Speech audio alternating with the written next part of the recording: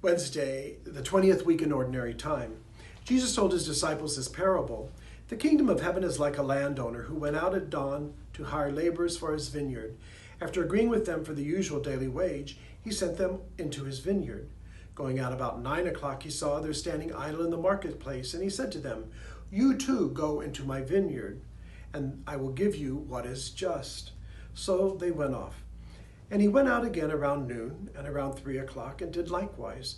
Going out about 5 o'clock, he found others standing around and said to them, "Why do you stand there idle all day?" They answered, "Because no one has hired us." He said to them, "You too go into my vineyard." When it was evening, the owner of the vineyard said to his foreman, "Summon the laborers and give them their pay, beginning with the last and ending with the first." When those who had started about 5 o'clock came, each received the usual daily wage. So when the first came, they thought that they would receive more, but each of them also got the usual wage. And on receiving it, they grumbled against the landowner, saying, "These last ones worked only 1 hour, and you have made them equal to us, who bore the day's burden and the heat." He said to one of them in reply, "My friend, I am not cheating you. Did you not agree with me for the usual daily wage? Take what is yours and go. What if I wish to give this last one the same as you?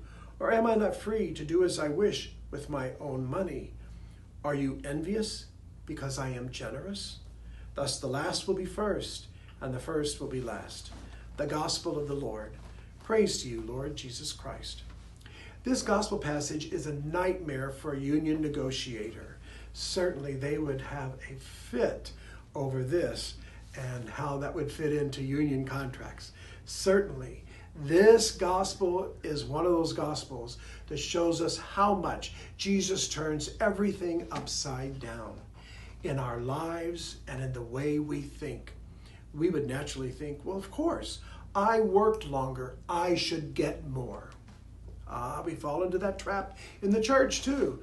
I'm a good church member. I go to church all the time. I pray my rosary. I do all those things. Therefore, the Lord should give me more than that person who doesn't do that, who's not going to church. Are you envious because I am generous, Jesus says? Do you think that generosity is just specific to this gospel? Brothers and sisters, the generosity and the love of Jesus Christ is throughout all of our lives.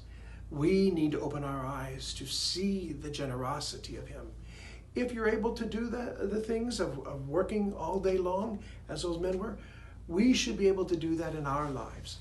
If it's prayer that we can do, if it's going to church that we can do, then we need to do that, because that's what we want to do, and that's what we desire to do, and we are able to do.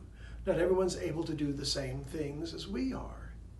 What we have to recognize is Jesus Christ responds to each and every one of us, and he does so with great love and great mercy and great generosity.